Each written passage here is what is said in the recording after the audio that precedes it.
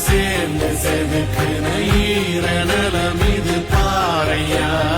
வாழும் வரையிலும் நீயும் விதைக்கிற கடமை இருக்கு கேளையா கோழி விளக்காயேந்தி கிடந்த வீடு இருண்டது ஏனையா மாட விளக்காரியும் வரத்தா வீடு ஏங்கி இருக்குதையா எத்தனை சாமி வந்ததையா இது எந்தெந்த சாமி தந்ததையா எத்தனை பாட்ட சொன்னதையா அத சுத்துற பூமி கண்டதையா அடிச்சு வீசும் காத்திலையும் அந்த தகப்பனாச சுத்துதையா